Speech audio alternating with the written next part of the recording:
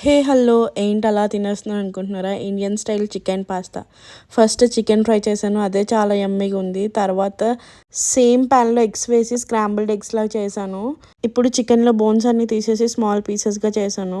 ఇంకా next procedure వచ్చేసి hot water పెట్టుకుని వాటర్ బాయిల్ అయిన తర్వాత పాస్తా వేసి దాంట్లో పెప్పర్ పౌడర్ అండ్ క్యారెట్ కూడా వేసుకున్నాము. ఇంకా అన్ని ఇంగ్రీడియంట్స్ రెడీ అయిపోయిన తర్వాత ఒక ప్యాన్ తీసుకుని పిజ్జా పాస్తా సాస్ అని దొరుకుతుంది బయట, అందులో మనకి సౌత్ ఇండియన్ స్టైల్ కూడా యాడ్ అవ్వాలని chilli and dhaniya powder add చేసాము. ఇంకా ఫైనల్గా చికెన్ కూడా అందులో మిక్స్ చేసి అన్ని ఇంగ్రీడియంట్స్ సరిపోవని ఇంకో పెద్ద ప్యాన్ తీసుకుని దాంట్లోనే pasta, chicken and also coriander కూడా వేసుకొని మిక్స్ చేసాము. నేను కూడా ఆల్ఫ్రెడో పాస్తాకే ఫ్యాన్, కానీ ఈ పాస్తా తిన్నాక దీనికి ఫ్యాన్ అయిపోయాను. చాలా అంటే చాలా ఎమ్మిగా వచ్చింది.